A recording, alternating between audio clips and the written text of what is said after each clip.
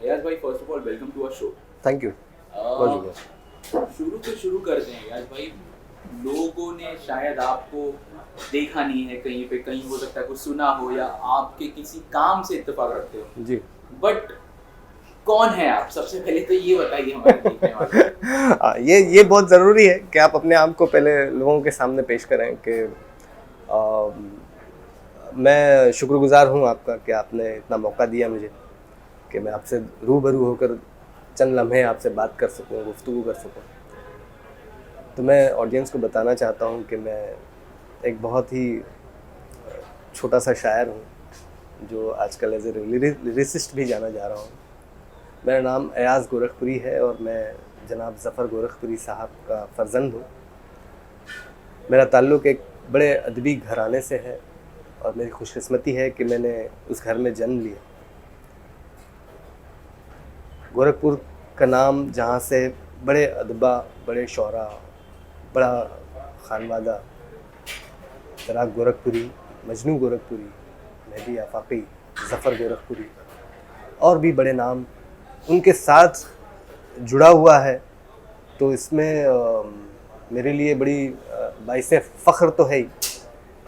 ये है कि मैं उस खानवादे में जन्म लिया जहाँ पर मैं सोच भी नहीं सकता था और आप लोगों का प्यार है जो आज मैं आप लोगों के सामने हूँ।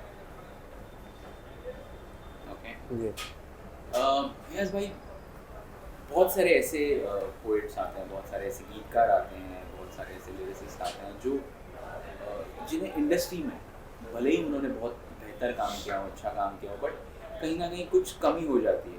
तो they may be the best जी, बट फिर भी कुछ ऐसी चीज़ें हो जाती कि वो वहाँ तक पहुँच नहीं जाता। Of course there are very good, Indian cinema is known for famous poets. Exactly. 50s के दशक से, जब से वो गोल्डन एरा जो कहते हैं, जी, तब से लेके आज तक जो गीतकार होता है, पोएट जो होता है, उसका बहुत इंपॉर्टेंट योगदान होता है। जी जी।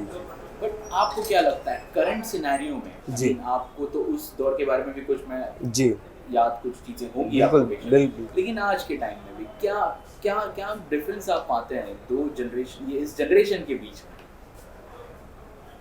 यकीनी तौर पर जैसे जैसे दौर बदलता है वैसे वैसे डिमांड्स भी चेंज होती जाती हैं, लोगों की एक्सपेक्टेशन और ज़्यादा होती हैं।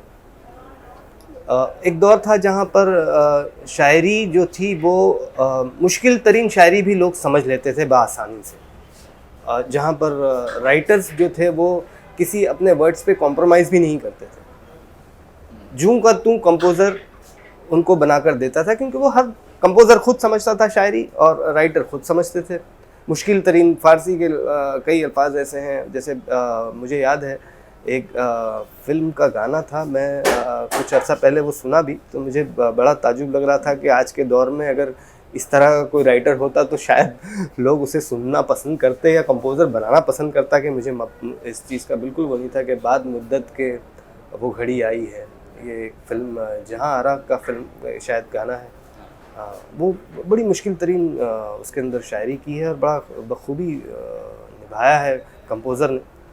तो वो सब तो खैर लेजेंड लोग हैं, मैं उनके ताल्लुक़ से क्या कहूँ। मैं तो बहुत छोटा सा एक अभी तालिब इल्म हूँ और तालिब इल्म की हैसियत से जो चीज़ें समझता हूँ वही चीज़ें कहता भी हूँ।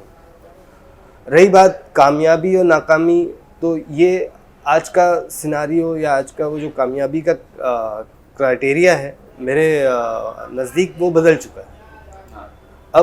अब लोगों को सोशल मीडिया है, आप लोगों के पास, आज आप लोगों के पास अखबारात हैं, सब कुछ है। उस ज़माने में एक दौर था जहाँ पर रेडियो पे गाना बजता था। मेरे बचपन में मैं ट्रांजिस्टर लेकर सोता था, बचपन में बहुत छोटा था उस वक्त, तो वो ट्रांजिस्टर पे नाम सुन के बड़ा खुश होता था कि अरे ये फलाने राइटर ने लिखा हुआ है, या उनके नाम सुन के।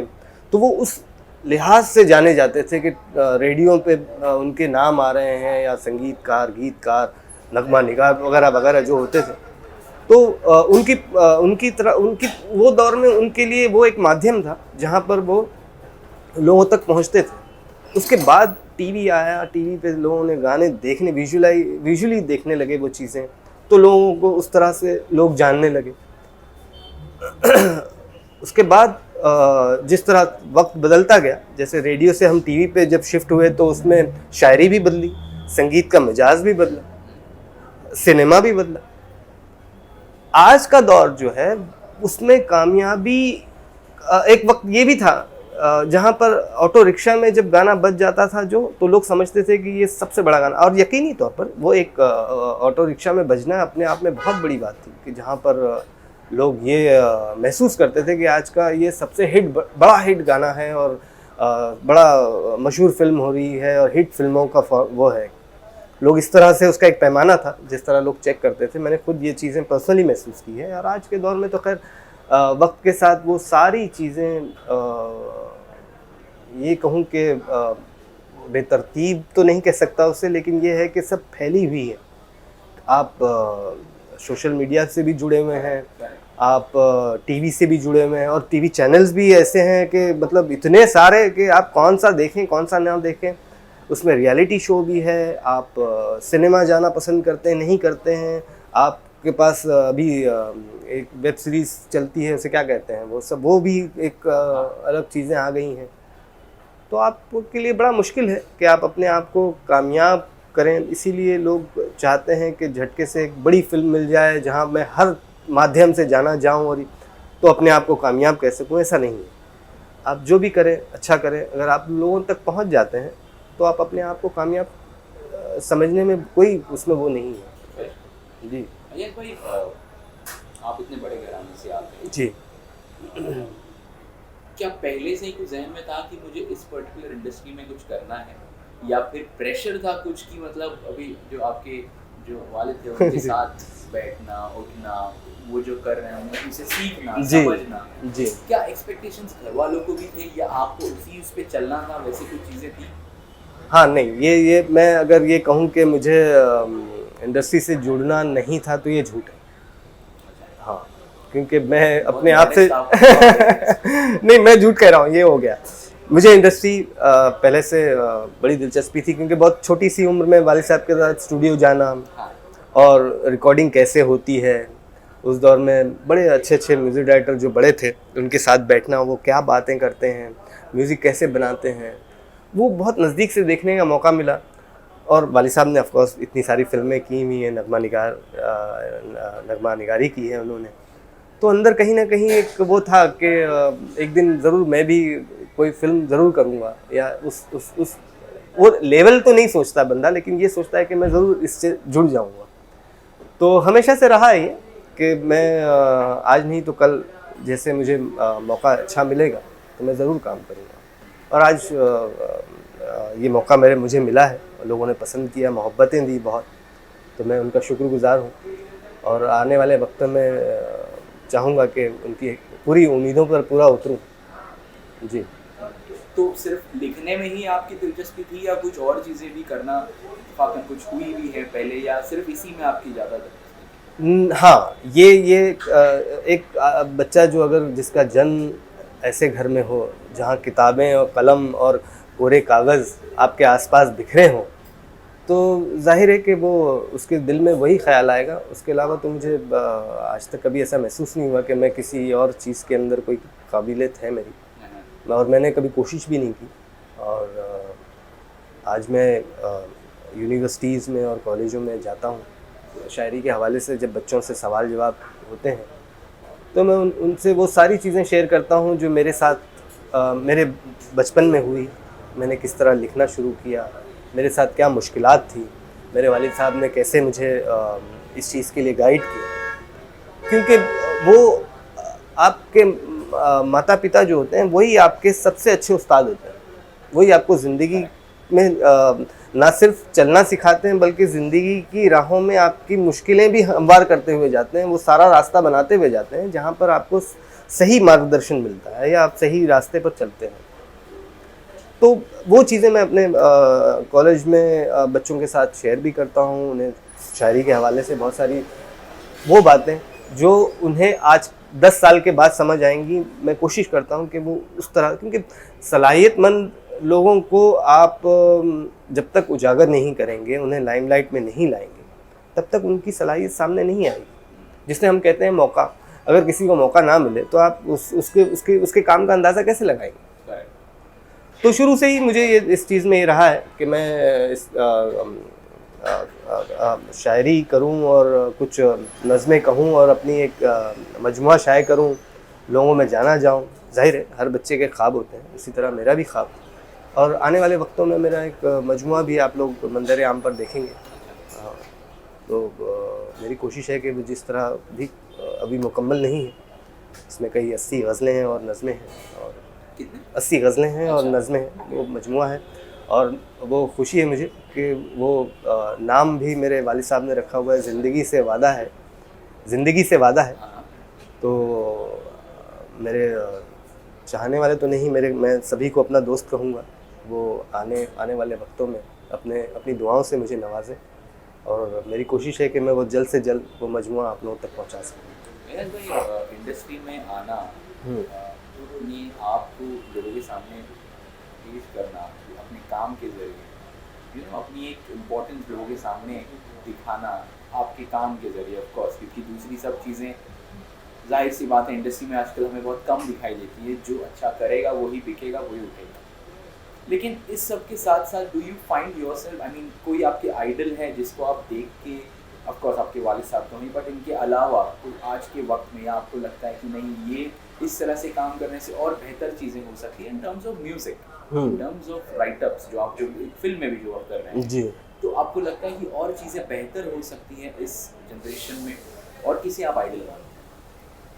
देखिए ये बहुत अहम सवाल है आपका, जो क्योंकि जिस तरह से आज शायरी का दौर है, ना सिर्फ फिल्मों में मैं कहूँगा, हाँ सभी आज और ना कोई पर्टिकुलर इंडस्ट्री में, हर जगह आज शायरी का जो मिजाज है वो पूरी तरह उस पर एक ज़र्ब लगी है। यानी ये कहूँ कि वो उस पर एक बहुत उसका वक्त जो है वो बहुत एक सांस बस मुश्किल से ले रही है, या ये कहूँ।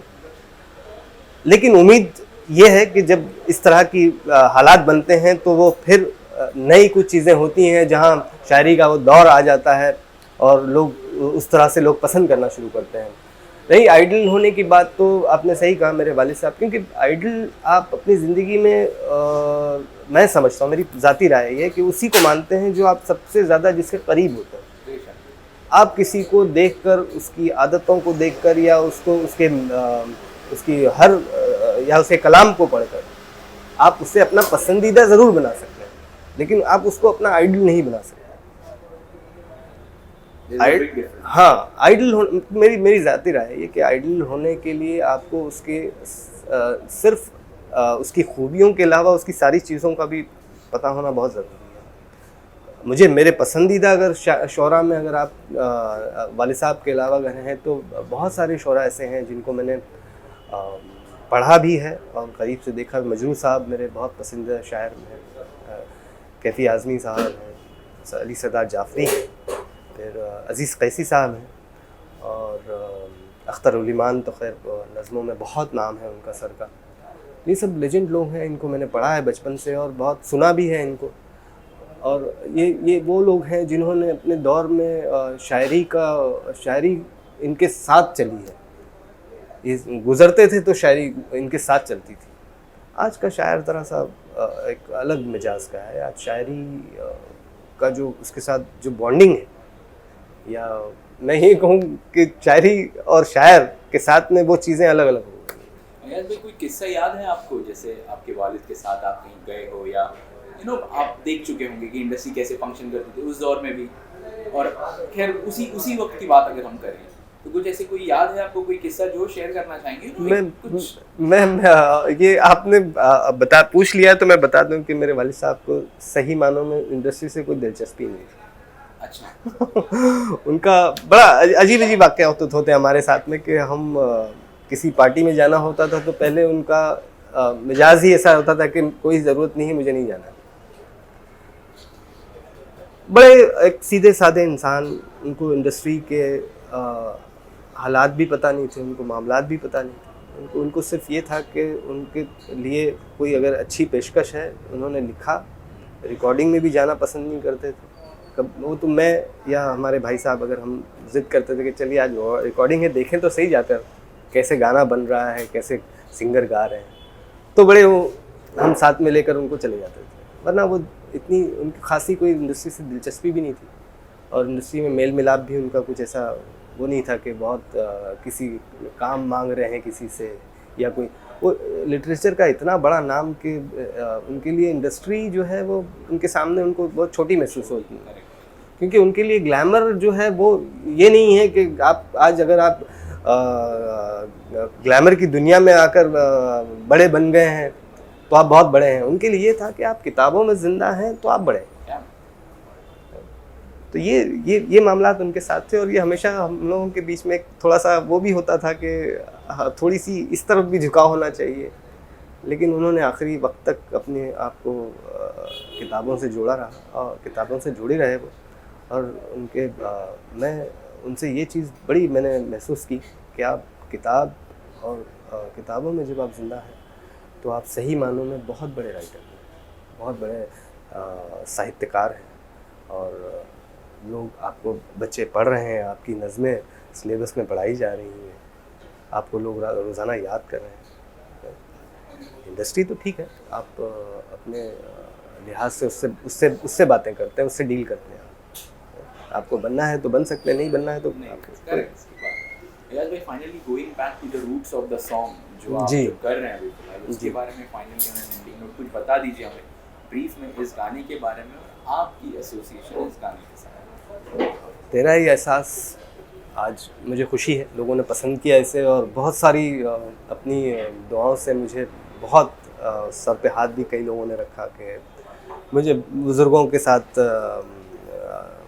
बहुत अच्छा लगा कि कई फ़ोन करके मुझे बताया उन्होंने कि आप अपने वालिद साहब के नक्श कदम पे चल रहे हैं, या खुशी होती है, कुछ अच्छा करने की ख्वाहिश है, उसकी शुरुआत है ये। और मैं तहे दिल से शुक्रगुज़ार हूँ हमारे दोस्त, हमारे बहुत अच्छे म्यूज़िक डायरेक्टर जिन्होंने मौका दिया, असल में मुझे इस इंडस्ट्री में इंट्रोड्यूस किया कहूँ तो पवन मुरादपुरी साहब। उन्होंने समझिए कि आज जो कुछ अभी जो काम हो रहा है सब उनकी मुनासिबत से ही हो रहा है, सब उनका साथ है, उनकी मोहब्बत है। उन्होंने ही मुझे करेज किया असल में कि आपके अंदर वो पोटेंशियल है कि आप कुछ कर सकते हैं, या आपके गाने नगमे जो हैं वो हम बनाते हैं तो लोगों को पसंद आएंगे। तो ये जो अंदर से जो उन्होंने फील पैदा किया मेरे अंदर, क्योंकि मैं एक दौर को समझना ज़रा मेरे लिए एक शायर के लिए मुश्किल होता है, वो दौर नहीं, फिल्मी दौर, कि क्या लोगों का मिजाज है, कैसे लिखा जा रहा है, लोगों को क्या पसंद आ रहा है।